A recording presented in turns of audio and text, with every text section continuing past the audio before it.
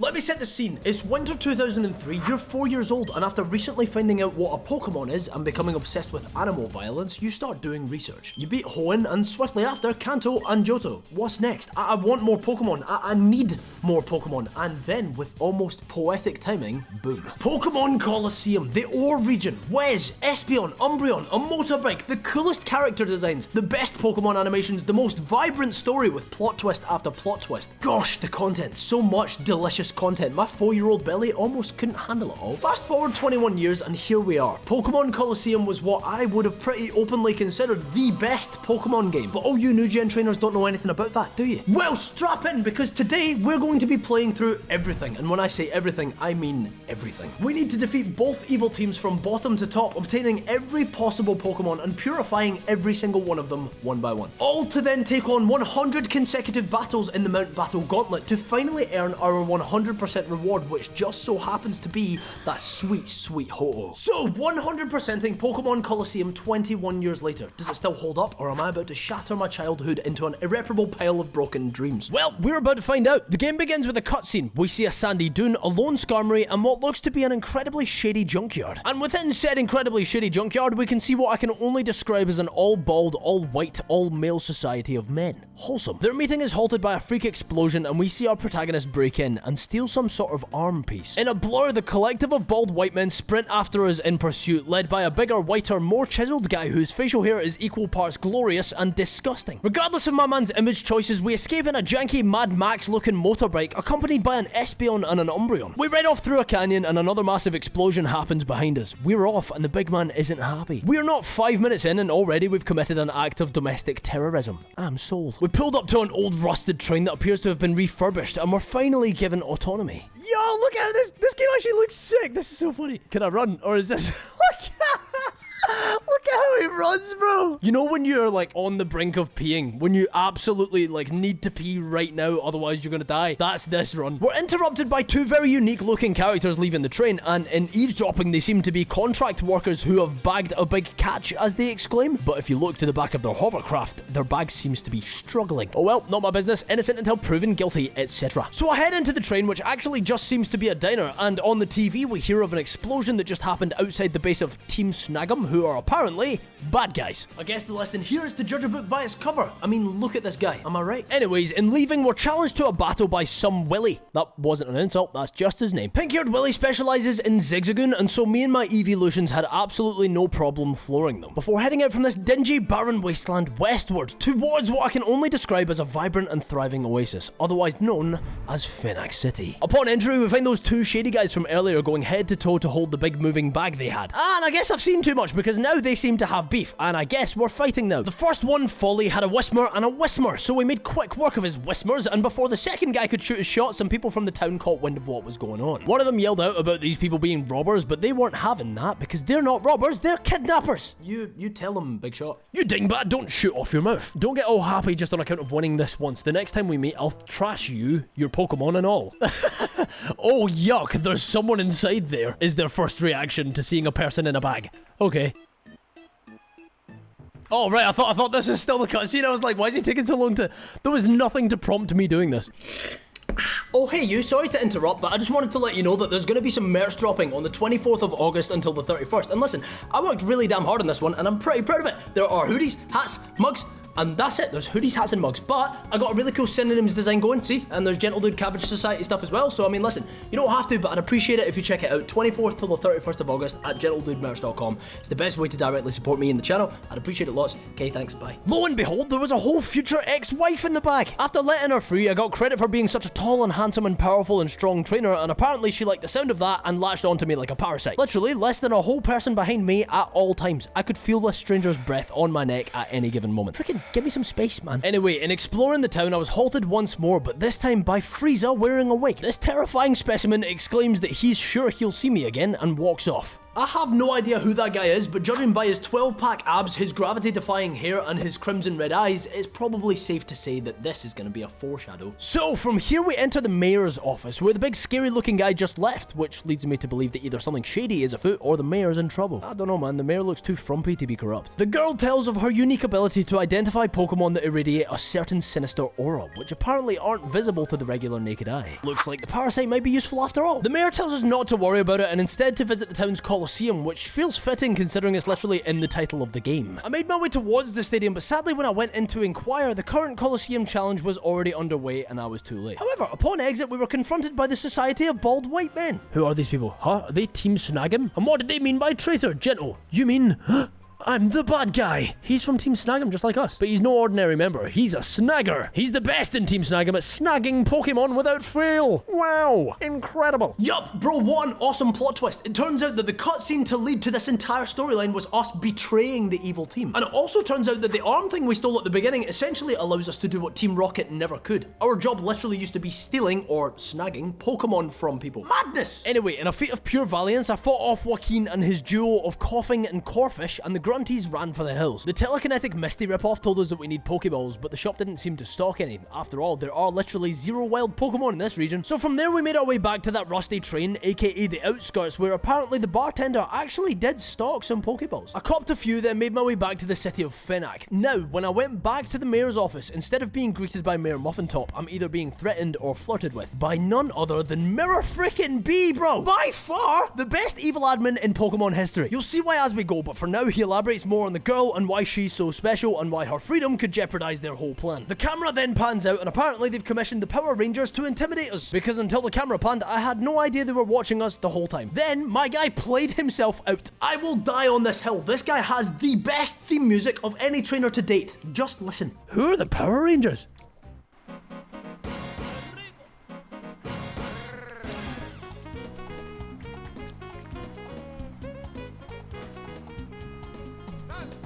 I was jamming to that. Anyway, we wiped the floor with Kidnapper Folly, followed immediately with the other one, Trudley. Sick names. But in combat with Trudley, something interesting happened. Makuhito! Wait, it's about to happen. It's that one. That Pokemon. Those jerks captured me because I saw that Pokemon. I can see a black aura coming from it. They must have done something to that Pokemon specifically. Now, do you know what that means?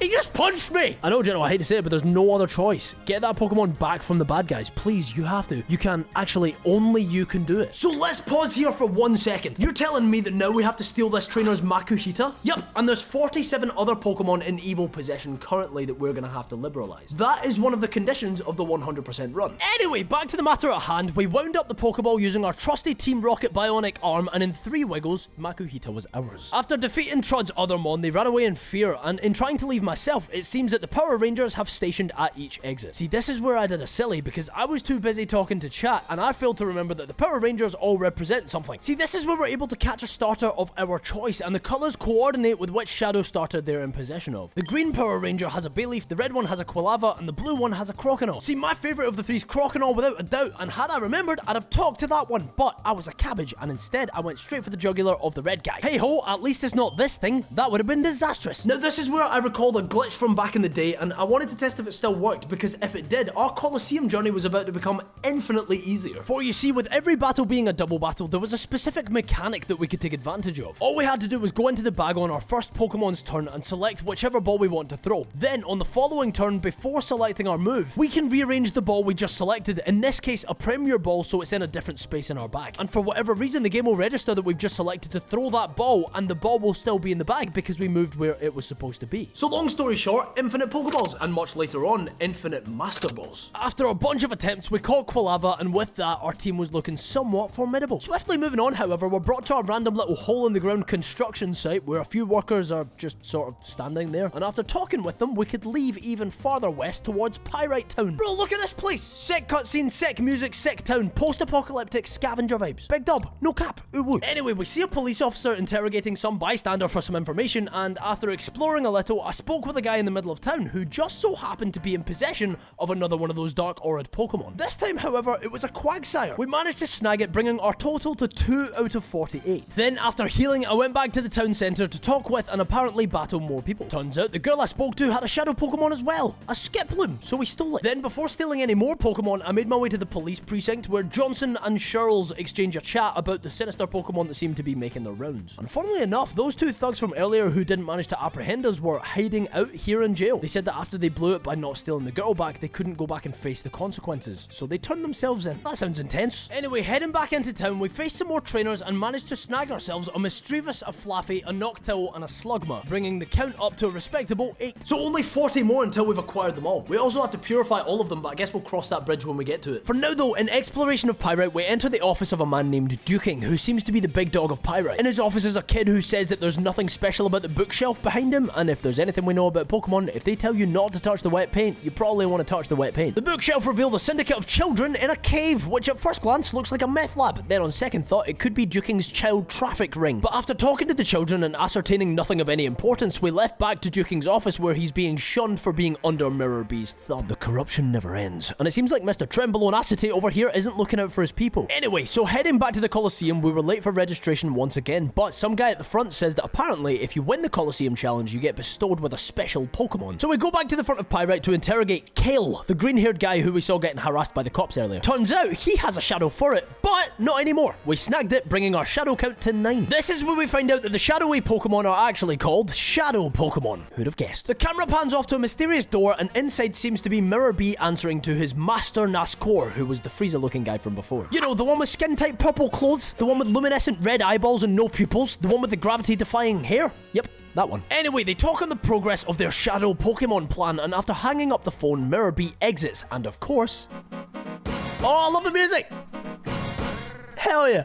Bagging. So in learning that the Colosseum has a secret, me and Gingy were headed towards it when some either incredibly drunk or incredibly hurt man stumbles out from a bunker close by. We help him up, and in entering the bunker, we see another guy face down and vibrating, just like the other guy. Apparently, the person who did this was Duking's trusted assistant Silva, and he did it to steal a gear from this place, which is apparently the power source to the Colosseum. We're asked to save the day and retrieve the gear, and so we make our way to the construction site from before where the gear just so happens to be stashed. Anyway, we grabbed what I can only assume is roughly a 300 or so kilogram steel gear that is literally bigger than us, and we put it in our pocket for safekeeping. With that, we could go back to Pyrite, return the gear, and finally enter into the Pyrite Colosseum challenge. So, in chronological order, we bested Hawks, Tesla, Vilch, and finally, Mires. After beating the challenge and leaving the stadium, another one of Mirror B's goons stopped to congratulate me on my Colosseum victory and led us to their base of operations. And see, he didn't realize that I was the guy who made a mockery of them back in Fenac City, so now he's squaring up to us in Mon-to-Mon fisticuffs. Unluckily for Mr. Cypher P on Nor, he has a Shadow Yanma, so investing him in stealing his Pokemon, our count rises to a lovely round number of 10. After beating him, Duking pulls through with his humongous muscles and confesses that Mirror B and his Goonie Woonies had taken his Plusle hostage, and to prevent it from harm, he had to pretty much do their bidding. And so now I kind of feel for the guy, so it's a new prerogative of mine to go and save the Plusle. Anyway, now we're tasked with making our way through the lab, where we beat trainer after trainer, finally making our way all the way upstairs to the roof, where we find Silva on the floor at the feet of two women who seem to have beat him down in his attempt to get to Mirror B. Both of these bad girls challenged us to battle, and both just so happened to have Shadow Pokemon on their teams, so we snagged both a Remoraid and a Mantine. Then Mirror B showed up on the TV screen to taunt us, and I'll be having none of it. Nobody with that hair and those glasses and a bright gold disco scuba suit is gonna make fun of me. So I took on Doken, the guard to the right of where we just were, blocking the cave entrance, and in fighting him we could catch ourselves a Shadow Quillfish as well. I don't know if you've clocked yet how ludicrous this game is with their character naming, but I'll say one thing, it's genuinely impressive how many people they've managed to give names that almost sound like names, but not quite. I mean, you'll see it as we go on, it's genuinely like hundreds of trainers. Anyway, we entered into the cave, and for the next 40 or so minutes we managed to get lost and fight a bunch of irrelevant and mostly optional trainers on the way. However, there was one person who was wielding a Shadow Meditite, so at least we didn't miss out on that. How many is that now? Like 13? 14? I don't know, I've lost count. After my chat shouted at me, I finally found where I was supposed to be going, and in going there we snagged a Shadow Dunsparce from Ryder Sosh. With 15 Pokemon acquired, I went back and counted, we were looking good, with just shy of a third of the Pokemon we'll need to catch in pocket, and everyone that's available to us at this point in the game. Continuing on our escapade through this seemingly never-ending cave, we found a guy with a Shadow Swablu, and right, after catching that, I went back to heal, and I promise you, it took over 40 minutes to find the freaking end of the lair. I wasted so much time going probably every single possible wrong direction before finally finding the right path, but alas, we did make it. First try!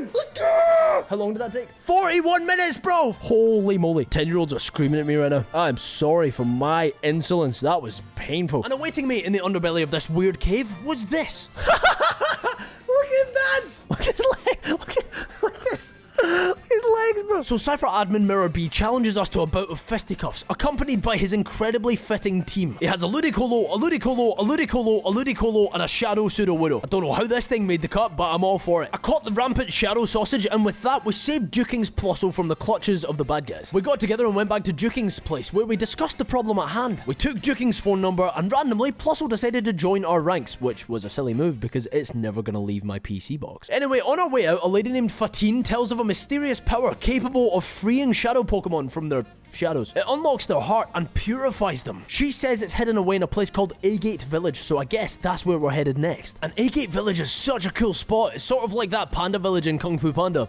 but Pokemon. Anyway, we dive headfirst in search of our girlfriend's grandfather, Egon. Yup, Egon, like eagle and gun. Once we found him, we were trying to fill him in with all the shadow Pokemon malarkey, and we were interrupted by some drama. Turns out some bad guys were out to destroy the thing that purifies Pokemon, so we went out back behind a waterfall to stop them. We beat up Cypher Peons, Dovin, Stilton, and Cass, and then out even farther back, we saw Egon and his Chonkachu getting smacked up by a shadow Hitmontop. So we stepped in, beat the guy who's canonically called Scrub, by the way. We stole his Hitmontop, and then back in the safety of his home, Egon told us of a man who might know about the relic that the bad guys were trying to destroy. Apparently his name is literally Senile. Turns out he was named after his inevitable dementia because our man is literally senile. Sick! Anyway, interestingly, we finally made our way back to the relic because this is where another aspect of our challenge comes in. This relic has the power to purify Pokemon once we've unlocked the door to their hearts. But now I'm gonna have to school you on how this all works. Don't worry, I'll be quick. A shadow Pokemon has a heart gauge. When you catch a shadow Pokemon, its heart gauge is full, and with various methods, the heart gauge will slowly decline eventually to 0. Now, when the heart gauge hits 0, it's now eligible to be purified. I'm not sure who to credit for this, but there are specific methods to purify a Pokemon quicker, and different methods are better for different Pokemon depending on their nature. The different methods include battling, calling to the Pokemon, walking with them in the party, putting them in daycare, and specific scents that you can buy in the shops. And with this graph, we know what methods are best for which natures. So as soon as we found out their natures, we can save some time here. Anyway, we managed to purify a bunch of Pokemon. We got Slugma, we got Flaffy who evolved, we got Quilava, Misdreavus, Quagsire, Makuhita who evolved, Skiploom who evolved, and Quillfish. With those mons purified, we could progress north of the region to a place called Mount Battle, where our next challenge awaits. I brought on some Pokemon who need purified and went in. The lady at the desk told me she couldn't grant me access because the place has been overrun by thugs, but once she finds out how tall and handsome and powerful and talented and buff I am, she gives us the green light to go on in. Funnily enough, the first trainer was called Ryder Turo, and we smacked him up, followed swiftly by Drovich, Kimmit, Telia, Norts, Weeg, Cypher Peon Kison, Cypher Peon Baron, and finally... I don't like him already. I don't like how he's sumo squatting. He's kind of like mid-teabag. Fine. After all the persuading I did, you still won't hand it over? Humph! This is what happens to stubborn oafs who don't do as I say. Yo! He punched him! So Dakeem said that he would pound me, and I guess with that, we're fighting. This fella's team's actually kind of sick though. He leads a Golem and a Metang, and they run a Protect Earthquake strat. He also has a Marshtomp, a Camerupt, and finally, a Shadow freaking Entei! Yup, now we're being tasked with catching a Shadow Entei without a Master Ball. First attempt, we actually lost the battle before we could catch it, but the second time, I came prepared. I brought Jumpluff to put it to sleep, and with that, plus an understanding of Dakeem's team and strategy, I managed to pull it off and snag a Shadow Entei to add to the count. Dakeem then Hulk leaped off into the distance, even though we're literally stood atop a platform on the canyon of a mountain. So my guy's got some hops. Or he just leapt directly towards his very immediate and probably quite gory plummeting death. We picked up the F-Disc from the ground and we helped up the guy that Dakeem punched, and he rewards us with a Time Flute, which actually allows us to bypass the heart gauge one time to purify a Pokemon instantly. Funnily enough though, I completely forgot that I had it, so I literally didn't use it at all through this playthrough, which was incredibly dumb. Anyway, using that graph, I managed to purify Noctowl. Then I made my way back to Pyrite, where after a brief conversation with the Chief of Police, we hear that Mirror B must be working for the evil syndicate behind the Shadow Pokemon's rise, which, I mean... yeah. Regardless, there's a prisoner who seems to know about what's going on, so in an interesting turn of events, we steal the jail key off the table and break into this stranger's cell to interrogate her. We're very much given anti-hero vibes and I love it. The other lady, the one who's asleep inside the cell, apparently has a key on her belt, so I mean, I guess we frisked her belt that was on her waist. I mean, it must have been stealthy enough because she didn't wake up, but I don't know if I'm comfortable with this. Either way, in making my way to the bad guy lair, I was able to take on and best a trainer who was guarding a janky looking elevator, which we just so happened to have the key for now. It's got one of those things for cars. Wait, did the girl not come? She didn't get on the thing! Why is she here? Okay, whatever. So in our descent, we now find ourselves in the coolest sewer city ever. Neon lights, ragtag characters, a literal junk shop. This place has it all. The camera pans to a TV because apparently they have their own freaking TV network down here, specifically for the Under, which, by the way, sick name for this place. They warn the underlings about spies who have found their way to the Under. Spies? Where? Oh, right. So I guess it's super stealth mode now then. We use the F disc so that the little hover platform thing is set to move in the forward direction, and with that we hit the Colosseum. But since we aren't ready to take it on yet, I left. In leaving it though, a cutscene activated and we saw a lady called Venus and some guy called Ein taking orders from Nascor. After exploring the Under for a bit, we find a room in the junk shop where another kid is in another basement, but it turns out that the kid has heard of us. I guess word travels fast. Anyway, this kid has a delivery he wants us to make for a power-up part, and so with that, we were told where to go and find who we were looking for. We get to the house we were told to go and go downstairs to find a kid called Net and a kid called Bit who are anticipating our arrival. We delivered the part and we left. So in another plot twist, according to the people gathered in the center, they've apprehended the spy and it wasn't us. So then when we go to investigate, imagine my shock when I see that two Sapphire peons have captured Silva. Bro, this kid can't catch a break. They recognized us as spies as well, and Peon Cloak challenged me to battle. She had a Shadow Lady in, which I managed to snag before tearing her to shreds. Figuratively, of course. Then I got lost for longer than I openly care to admit before realizing at the hands of my stream that all I had to do was talk to Silva through the gates of his prison room. He gave us an item that he managed to swipe from the bad guys, presumably while he was in handcuffs, which is incredibly impressive. And so to aid us in our cause, he handed us the R-disc. Now, I used the R-disc to go right on the little floaty thing, bringing us to wherever Venus was shooting her little news broadcast thing. And this is where battle ensues. Here's the thing, right? Venus also has a very formidable team, and one of her very formidable team members was Suicune. Not just a Suicune, a Shadow Suicune. And so essentially for the next 3 hours, I was in a loop of fighting this team, and for the life of me, I could not beat it. And when I could beat it, I couldn't catch the freaking Suicune. Take note here, by the way, if you plan on taking on Colosseum, train your freaking Pokemon. Also, I can't believe I didn't look this up one time. There's a free EXP share in Agate. It's literally just in a box, accessible as soon as you reach that town. I didn't realize this until literally the end of the game, so don't do what I did. Don't be a cabbage. So after literally 6 attempts at this fight, and maybe 40 to 60 Ultra Balls literally yucked at this Suicune,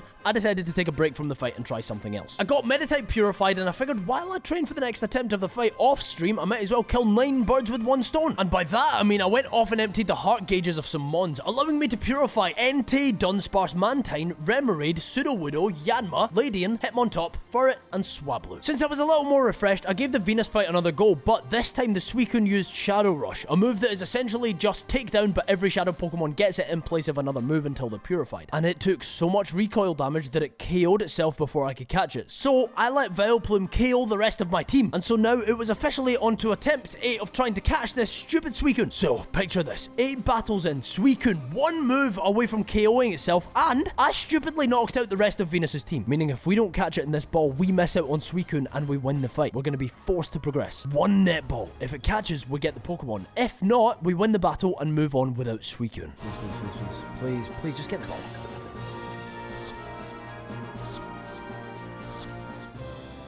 Yes! Bro, yes! Bro, first try, easy peasy. So with Suicune in pocket, Venus scurries away and we take chase. She heads down a labyrinth of stairs, and on our way down to follow her, we're confronted by some more bad guys. We managed to snag ourselves a Shadow Gligar, a Shadow Stantler, a Shadow Piloswine, and a Shadow Sneasel before making our way to a secret underground train, which took us to another part of the base. That's where we found 2 peons slacking off. This won't do, we can't let these 2 get into the Shadow Pokemon Lab. And instead of stopping me, you run away. Okay, I'm just gonna explore this direction. Cool, dead end. Move! Stop it! You're so inconvenient! Thank you. So those guard guys then just sort of exploded the room they were in to stop us getting past. So I guess we need to find another way in now. Luckily, when we left the Under, we could make our way to a place called the Shadow Pokemon Lab, which is exactly where we need to be. Then, in exploring the seemingly empty place, we stumbled upon a researcher who we fought for a card key. Now, this card key grants us access to the deeper part of the lab, where I was gonna need to fight my way through a whole list of grunty poos. However, while battling through them, I managed to pick up an Apom, a Murkrow, which took almost as long as a Suicune to catch, by the way. And then, before progressing any more, I opted to leave and get some Pokemon purified off stream. So I came back ready to purify. We unlocked the heart of Suicune first, and this Pokemon is going to be huge for the rest of the 100% run. And to be honest, Suicune takes the cake for my favorite legendary beast. Anyway, I also purified Sneasel, Gligar, Apom, Piloswine, Murkrow, and Stantler, bringing our purification count up to something. I headed on back to the Shadow Research Lab where I was strong and valiant and handsome enough to fend off a few bad eggs. I managed to catch a fortress and an Ariados along the way, but after catching the spider, this is where I messed up. Or rather, our Gentledude messed up. For you see, my friends, slightly on, a Cypher peon by the name of Tanny fell from the sky, and Tanny possesses a Shadow Granbull. So hear me out. I paralyzed the Granbull, then used Thundershock, which did comfortably under half. Like, honestly, closer to a third than half. But then, when I shot for a second T-Shock, none of these models make sense. Do you know what? They don't need to because they're adorable. No! I killed the Granbull!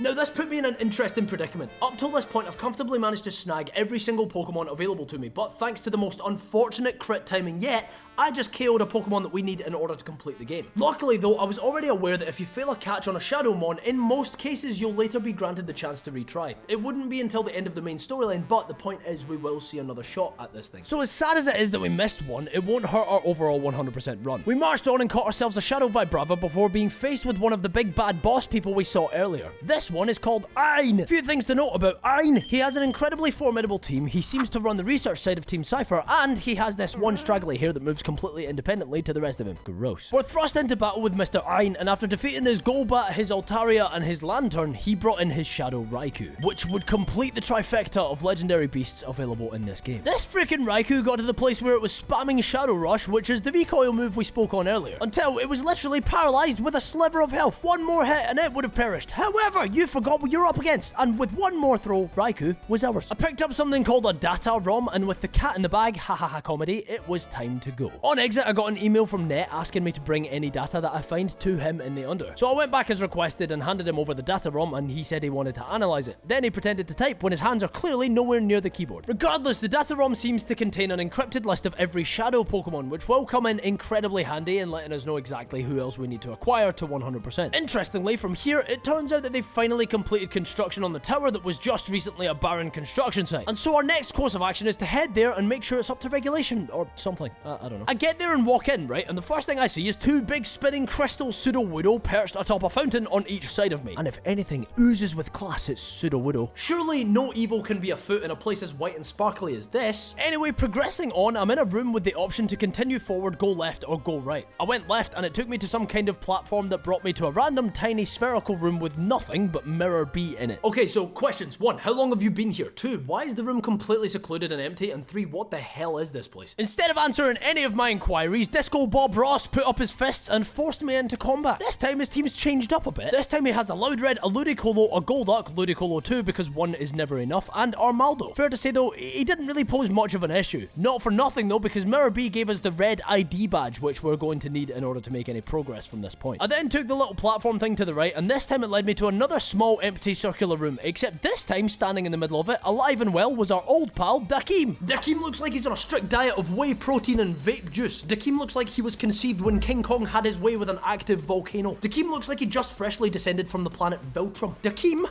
was about to catch some hands. Mr. Backmuscles led a fortress and a Flygon. He also has a Whiskerfish, a telekinetic Drado, and a Demon Hound, but none of them could stand up to the might of our squadron. Dakeem exclaims that what he's about to give me is my passport to terror and despair, and then hands me a green ID badge. How sinister. In the next room was a self-use PC machine so I could heal my mons, and stood aside it was an innocent looking old guy, but turns out the old guy wasn't an old guy at all. He was an evil Power Ranger. So we smacked him up and progressed on to another room where 2 more Power Rangers stood guard. I spoke to one, beat him up, stole his Shadow Delibird, and moved on to another lifeless tiny spherical room where Ein was stood. He had a team of Manectric, Crobat, Rhydon, Starmie, and Pelipper. But again, none of them could hold a candle in our wake. Ein handed me a yellow ID badge and we could keep it moving. I'm sorry that I keep doing that, I just can't see his name without, I don't know what it is, but Ein does not feel like a name that you can just say in a regular voice. It was at this point that something astronomical happened, and I saw it for exactly the opportunity that it was. I received an email from Egon of A-Gate who said it was his first ever email because he's like 100, and so the email was essentially an incomprehensible nonsense that ended before he said anything significant. However, this email is plenty significant because it signifies that we're now able to drop everything and go back to A-Gate to speak with Egon. And I do just that because when you speak to him here, he bestows you with a Master Ball. Remember that glitch earlier?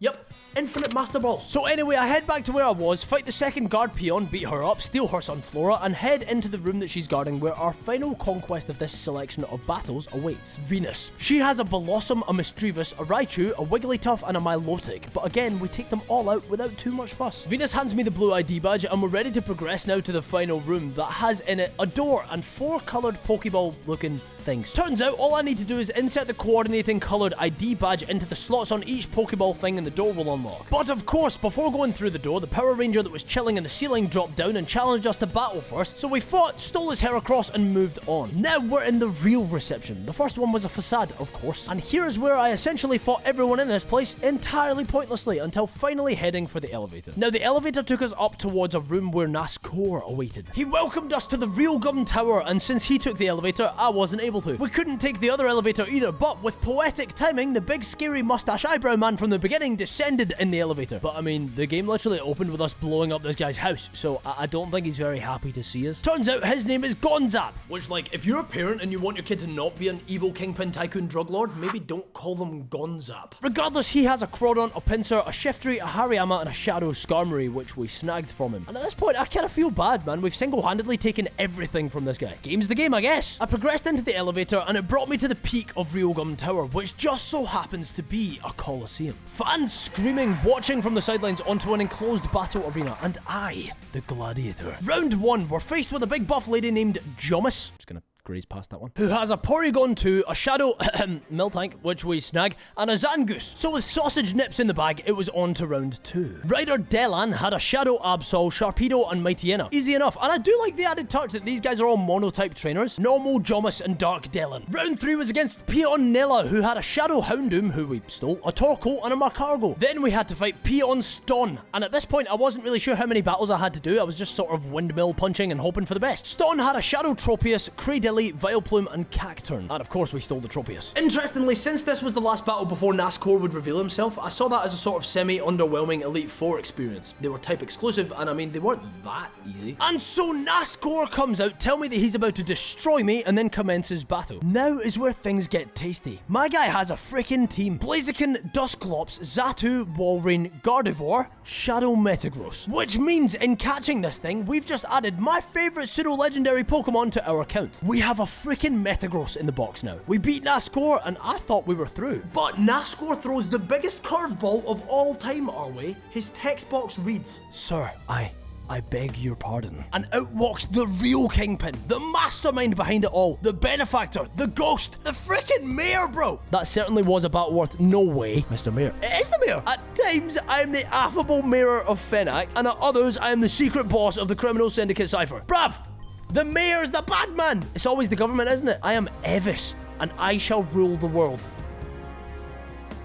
Yo! You're in the wrong game. You should be in Sonic. Biggest plot twist of 2024. Or no, I mean, I guess this game came out in 2003. Man, 21 years later, and I still have goosebumps. So Mayor Iskad, or I guess Evis, challenges us to combat. I freaking love it. The real big bad brings out Machamp and Scizor, followed by a Salamence, a Slowking, and a Slacking. Then he brings out my second favorite pseudo, Shadow Tyranitar. My guy is stacked to the freaking brim. What a genuinely incredible team, and an incredible battle, and an incredible plot twist. I genuinely still place this as one of the biggest Pokemon plot twists of all time. After defeating him, Egon pulls up alongside Duking and Chief Officer Shirls and his boy toy. Evis just sort of levitates while they place him under arrest for his crimes and corruption. And then off in the distance, we see Ho-Oh fly past as a symbol of its blessing towards our victory. And with that, the credits roll. However, we're not done there. In preparation for our post-game shenanigans, I unlocked the hearts of and purified every single Pokemon that we had caught up until this point. I believe the total was currently sitting at 41 snagged Pokemon out of 48 total that we need to grab. So as you can imagine, off stream it took a freaking while, but we did get it done. And with all these Pokemon purified, it allowed for us to change up the team a bit, and you best believe I'm going to use the T-Tar and the freaking Metagross. So to progress in the post-game story, we need to make our way back to Pyrite and go to that secret child dungeon in Duking's office so that we could speak with Net and find out that Kale, the green-haired guy who hangs out at the entrance of town, has some information for us. So we headed to where Kale was Shadows and beat the bejeebus out of him and his genuinely much more formidable team. Then he told us about a trainer who wields a Shadow Bayleaf. And this is where we're going to get the opportunity to snag the starters that we didn't pick way back in Fenac City that one time. And so with that knowledge, we've unlocked a new area in the game called the Team Snag'em Hideout. We've beaten Team Cypher, but it seems like Snag'em are still active. And in the base that we exploded, no less. It's a pretty full circle moment. We used to work for these guys, then blew these guys up, and now we're raiding them. Again, single-handedly. We fought through a whole plethora of trainers, our Vibrava evolved into a Flygon, and finally, after a whole bunch of fisticuffs, we found the Bayleaf handler. So we beat them up and stole it from them. Our count is now at a lovely 42 out of 48. Net started to send us emails about the data he was able to decrypt from the ROM, and now we're being updated that somewhere in the region is a Shadow Ursaring. Following that, we get another email from Sek about more Shadow Pokemon sightings. And so we head to the Under to speak with Net and see what information he might have on the topic. He tells us that some guy called Gurks near the junk shop has battled with Shadow Pokemon, so I go beat him up in return for the name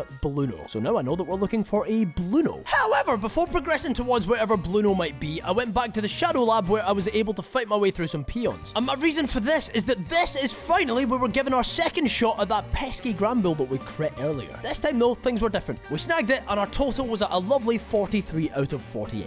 Now, with a little further information, I found out that Bluno was in the lab, which was exactly where we are. So I explored every crevice, beating every peon in my way until finally I found him tinkering with the Shadow Tech. We fought him, stole his Shadow Croconaw, bringing the count to 44, and got on our way. At some point, we receive another email highlighting that a Shadow Smeargle is also hiding out somewhere in someone's possession. And when Gingy and I head back to the Snag'em hideout, we managed to find and apprehend the bald white man who had it, and we accidentally killed the Shadow Smeargle in the process. After more ample exploring, we found another bald white man in the hideout who just so happened to hold domain over Ursaring that we're after. So we snagged that, bringing our total to 45, then all I had to do was leave and come back for the Smeargle man to re-engage in battle. So we didn't make the same mistake this time round. I caught it, and we now officially have 46 of 48 Pokemon. The next part was going to be incredibly tedious though, because there are but 2 Pokemon that we can possibly get our hands on before we can say we've captured them all. The first of the 2 Pokemon left in question is a Shuckle. So first off, I went back to the Snag'em hideout where I could smack up a bunch of bad guys on my path towards Mr. Gonzap, who of course wants to fight on his home turf. He now has a Breloom, a Crawdon, an Armaldo, a Granbull, a Machamp, and a Gyarados. They're cool. It's a cool team. Regardless though, we boshed him, and once he was done and dusted, we nabbed the D-Disc from his lair. So with the D-Disc, we could head back to that weird contraption in the Under and set it to go into the downward direction, which then reveals another new area, which just so happens to be a secret Colosseum. Now, to get the chance at catching Shadow Shuckle, you need to head into the Colosseum and beat all 4 rounds. And then you have to fight the same Colosseum challenge again,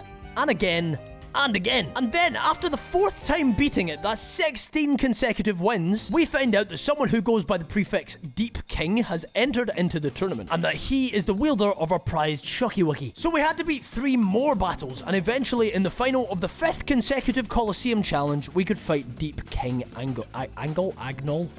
What a silly name. However, we could steal the Shuckle from him, bringing our count to 47 freaking Pokemon. There is but 1 left, but this one would prove to be slightly less tedious, but arguably much stranger. See, on exit of the Deep Colosseum, I started getting random emails about how I'm assaulting civilians. Like, I'm literally being sent photos of me, and it is definitely me, just going around punching strangers, essentially. Well, turns out that we have a bit of a Spider-Man situation going on here, because after a bunch of running around and chasing whispers, we find ourselves at the outskirts stand, where we started our adventure. And standing before us is none other than some random tall, handsome, buff, chiseled, hot, handsome trainer. Oh wait, that is me. But hey, no, wait, because I'm me. So I challenged myself to a battle, and I won't lie, my team was stacked. I almost didn't beat myself. There was a Milotic, a Gyarados, a Manectric, an Armaldo, and a Houndoom. But past those 5, there was a Shadow Togetic. And so with one final snag ball, I stole the Togetic from myself, and in the end, it turned out that it wasn't me. Man, I started believing that maybe I developed a personality disorder or something. Anyway, with Togetic in pocket, we officially had 48 out of 48 possible Pokemon. And on that, I went straight to Purifying. Then eventually, the deed was done, and another task of this 100% run was complete. We have now both captured all 48 Shadow Pokemon and purified every single one. But we're about to face the most tedious part of the 100% run. However, behind the wall of tediousness lies a beautiful reward. So let me explain. Once you've caught and purified all 48 Pokemon, you can take on a different mode of the game. A mode called Mount Battle vs 100, and this is exactly what it sounds like. The idea is you go in with whatever Pokemon you currently have in your party in-game, which at this time was Tyranitar, Metagross, Suicune, Espeon, Flygon, and Entei. 20. And you go into each battle one by one, picking 3 Pokemon to bring with you, sort of similar to VGC. For the most part, the battles are pretty easy, but the farther you climb, the harder it gets. Come battle 80, I had to face a freaking EQ wielding Groudon, and that thing was a powerhouse. I lost to it a bunch, but luckily you can just retry the fight if you lose. Of course, you can only try again a limited amount of times before you have to go back to the beginning. Battle 90 was literally against a trainer who had all 3 Regis. It was tough, man, but nothing could prep me for the final battle. It was a long road, beating literally everyone on my path. Hours and hours and hours sunk into this one part of the challenge. But the podium was set and the battlefield was glorious. Atop an active volcano awaits a man by the name Battlemaster Infin. Now, Battlemaster Infin has a Gardevoir, an Altaria, a Crobat, Magneton, Aggron, and Kyogre. Now, let me tell you, I had no issues with any of the regular mons on this team, but Drizzle Kyogre, I'm telling you, man, this thing was literally impossible with the mons that I brought. After literally losing time and time and time and time again, man, I was getting frustrated. This was